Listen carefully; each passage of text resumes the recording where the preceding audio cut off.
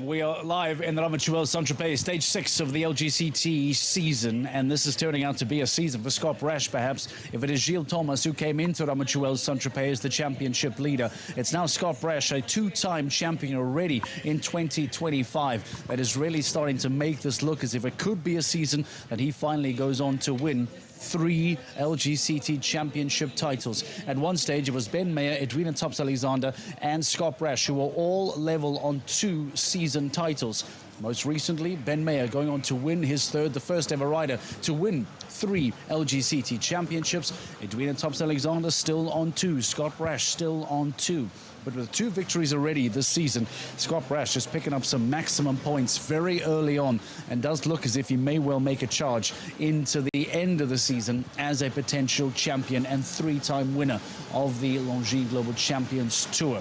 We'll give you some reaction as well from the riders. We will hear from third, we will hear from second, and also perhaps show you the rounds. That'll be a great way to start as well, in fact. Perhaps the round of Scott Brash, and give you that outstanding round that just was able to just look so dangerous, but yet so calm at the same time.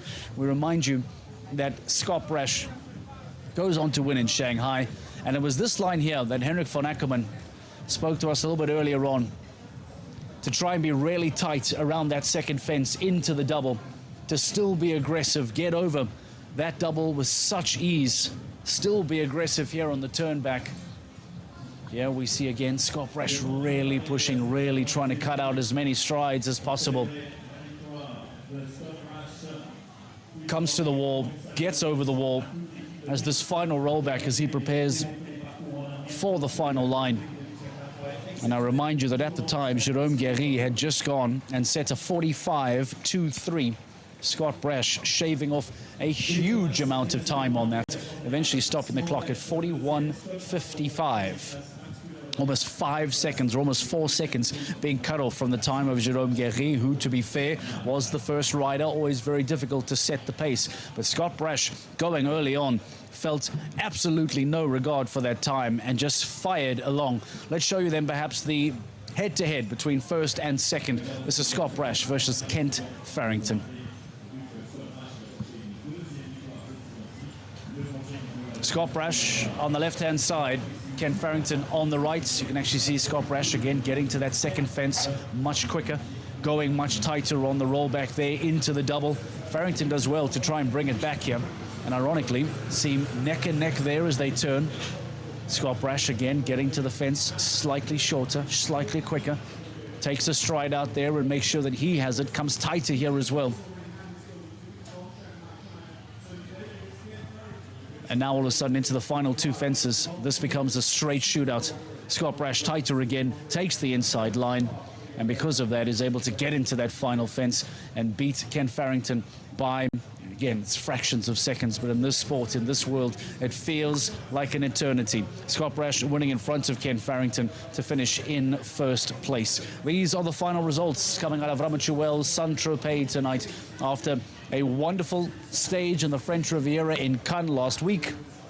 We now fast forward 7 days and bring you up to speed on stage 6 here in Ramatuelle Tropez. Farrington in second, Julien Epaillard in third place.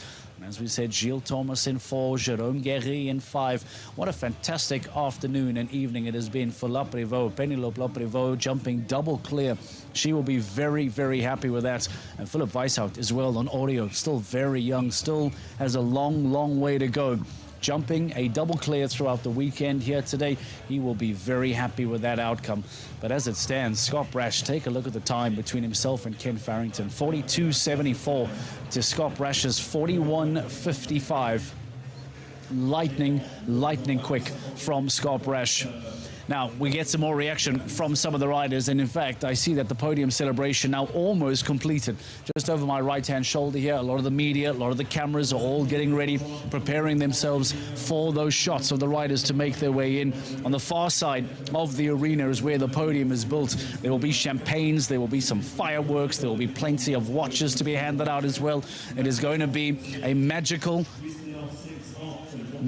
evening here of celebration. And in fact, let's see, is that the signal? Is that the signal for the riders to come in? I'm seeing that gentleman wave us through.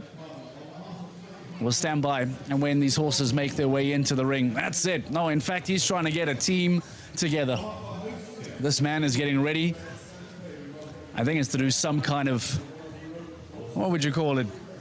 Some kind of a march, it looks like. Doing his job, lining up the team, preparing for a march here inside the ring.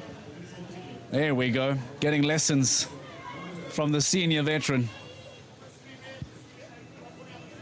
Camera's loving it as well. There you see, just over his shoulder, by the way, the first riders coming in. We turn our attention from the soon-to-be march to the top 3 place riders in Ramatuelle Saint-Tropez as the sun begins to set.